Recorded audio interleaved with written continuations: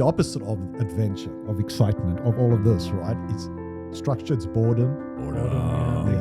That's what kills relationships. Oh, yeah. Is having the same thing happen day in, day out. And so we got to move along this continuum. And I see it as a straight line. You got your structure over here, or your routine over here, and you got your adventure over here. And we need both. Right? Oh, big time. You know, too much adventure can get a little bit stressful. Too much structure and routine can get boring. And so we got to be able to move up and down this because we need both.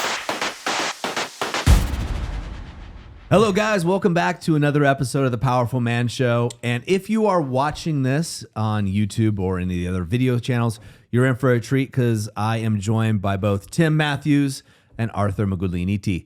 So two world-renowned coaches here. We're at the ranch, the TPM Ranch, having a great time. Lots of laughs, lots of giggles. But something that we both, or all three of us, love is adventure. And one of the things I want to talk about today, guys, is how adventure can save your relationship. Ooh, beautiful. Nice. So when I think about my marriage and my relationship, something my wife and I did early on was a lot of backpacking.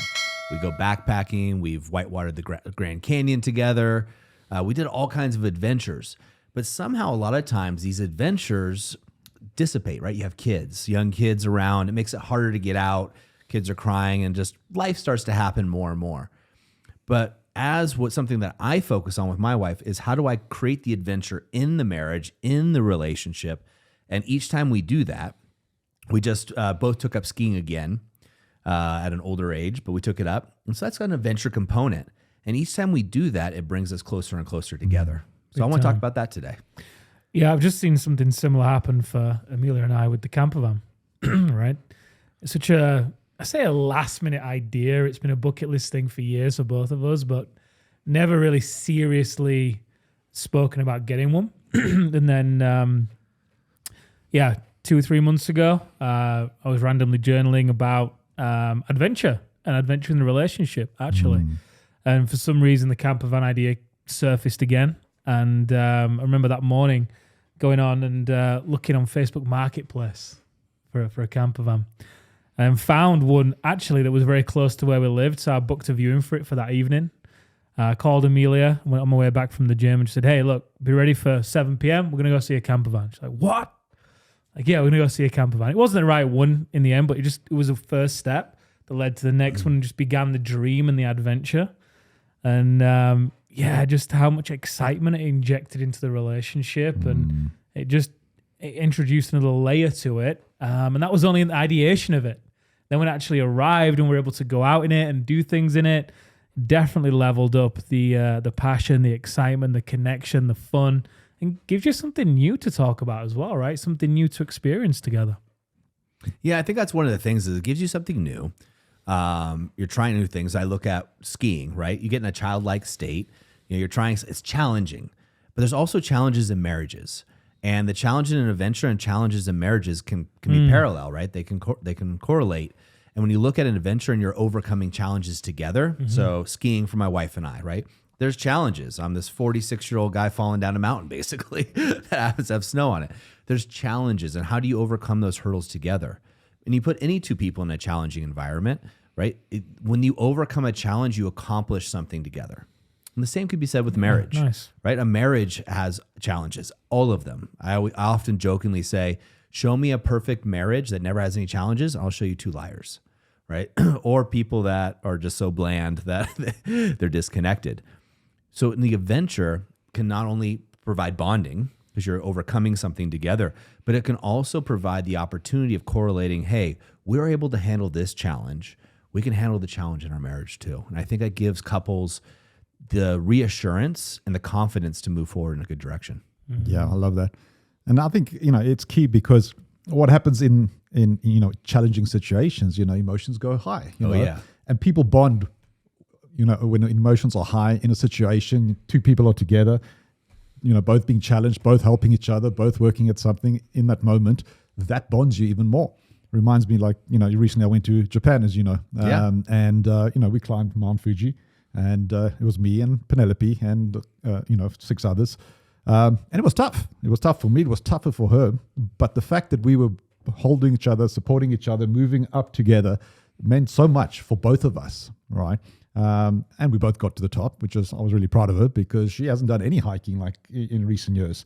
And so that was just pure obstinance, I think. So I'm getting there.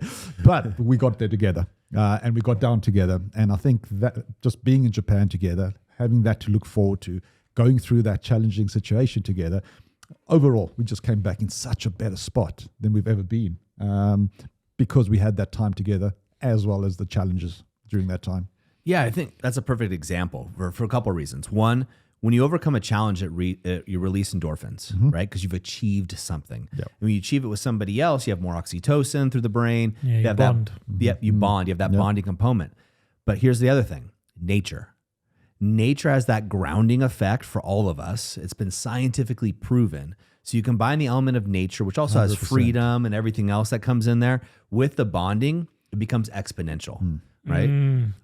I was thinking about adventure and challenge and what a man demonstrates as well when he shows up in those two spheres.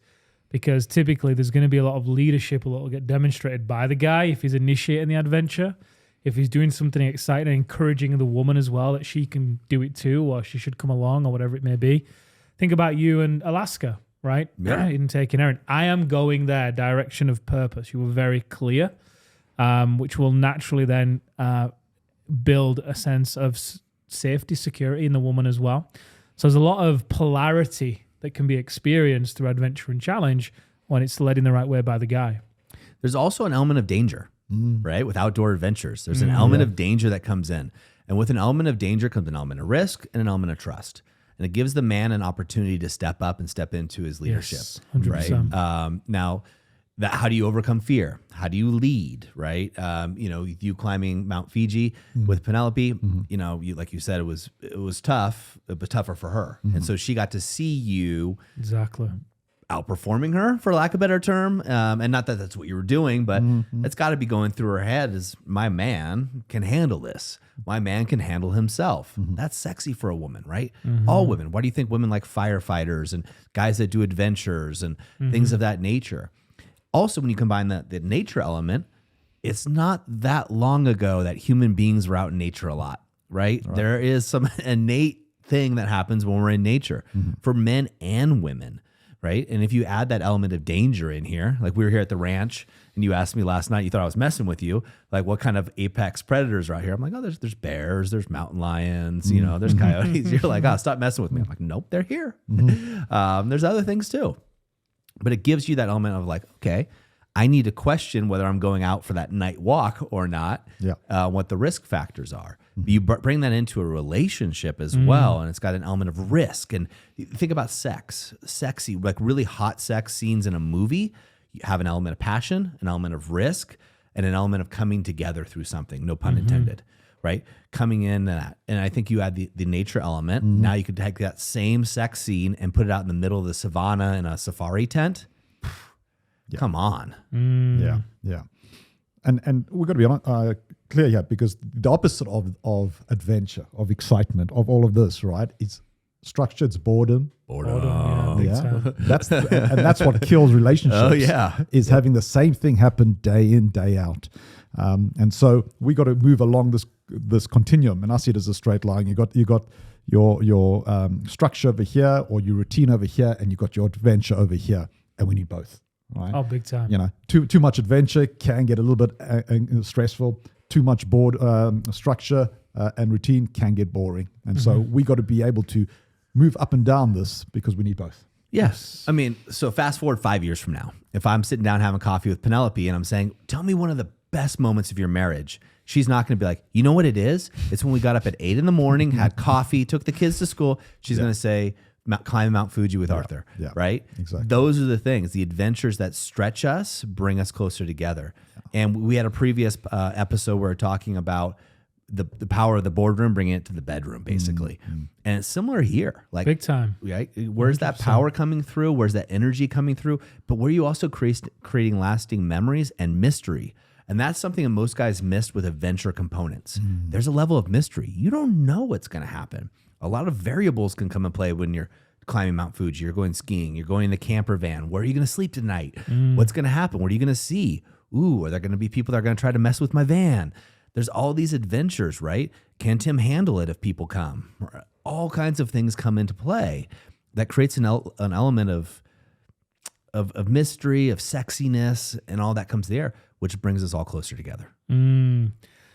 Yeah, I think a lot of guys as well struggle to even think of what they could do that's adventurous, right? Because so many guys, when they come to us at least, have just stopped dreaming. They've stopped doing things for themselves. They've lost touch with their passions, with their hobbies, and life has become very vanilla for them. Yes. And it's become a lot about sedation, right? Get home, have a cocktail, veg out in front of the TV, or even stay at work longer. But it's all about sedation, and they've lost touch with it. Yeah, it's a great way of creating memories too, right? That's another thing that people don't think about. Like creating shared memories and shared experiences brings you closer together. Oh, big time. And when you talk about, our guys that we work with want to have more sex, but they want to have more connected, passionate sex. They don't want to just have masturbatory sex with a human. No. So you need those shared memories and experiences to become closer, to become more intimate. Also, I was leaving a message for a guy right between these shows that we've been putting on. And I was talking about him. I said, your relationship is like a bank account. Most men are overdrawn with the bank. They haven't been making payments on the loan, right?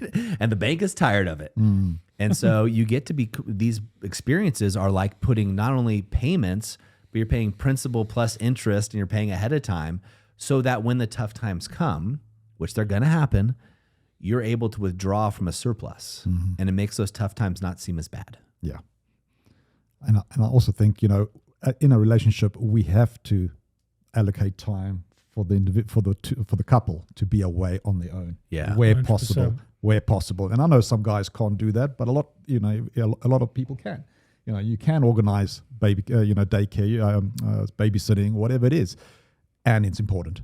It's important to go away with your partner so you can just spend good time away from home, away from the day-to-day routine, talking about who's going to take the kids where, talking about day-to-day stuff, so that you guys can focus on each other and reconnect.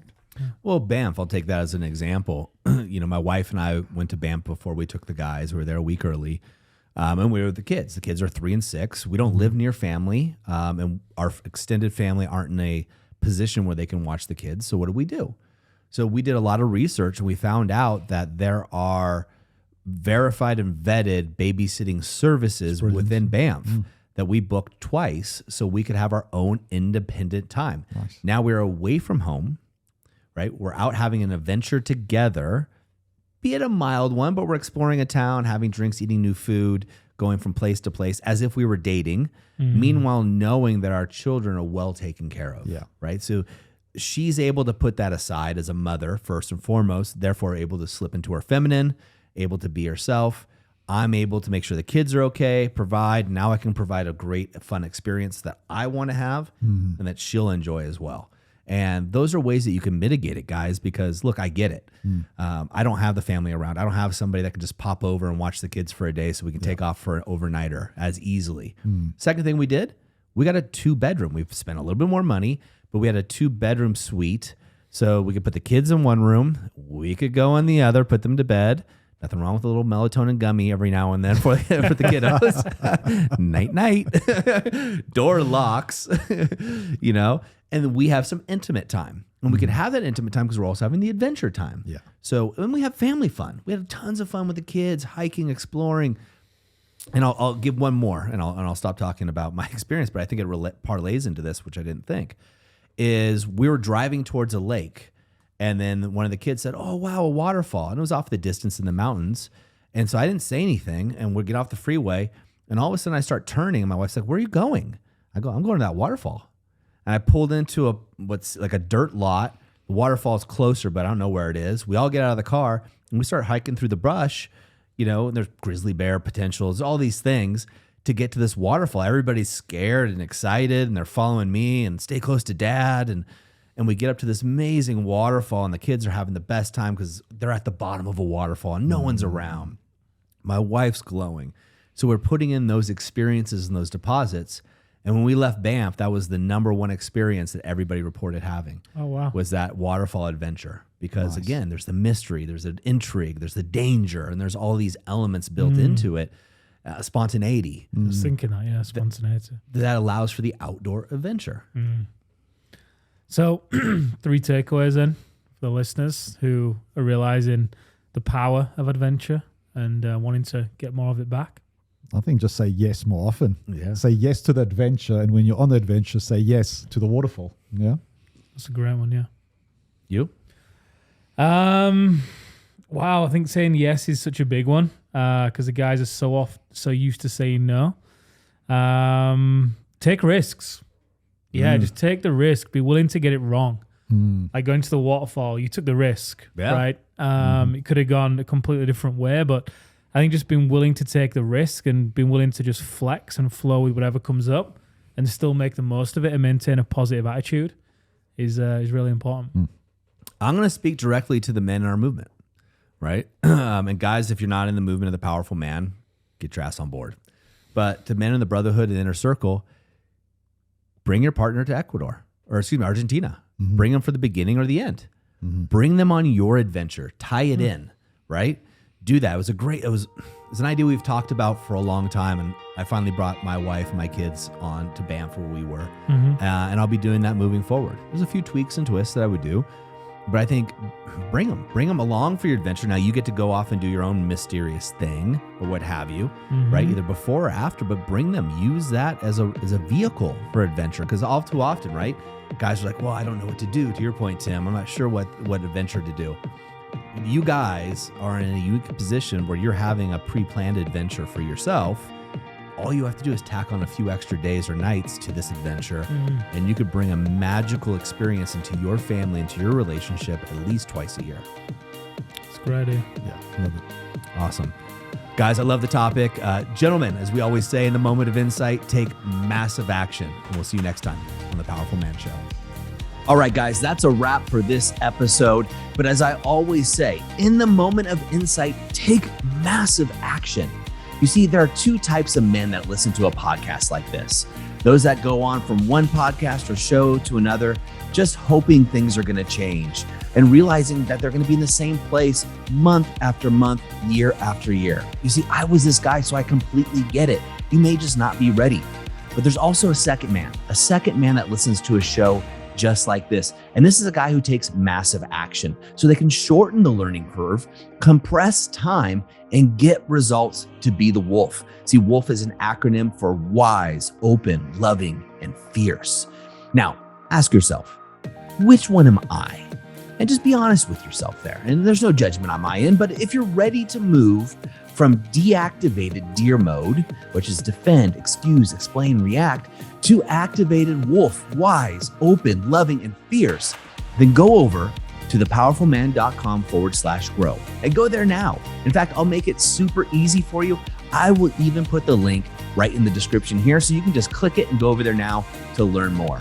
Guys, in the moment of insight, take massive action. Go from deactivated to activated, because like I said, life is too short for average. And I'll see you on the next episode.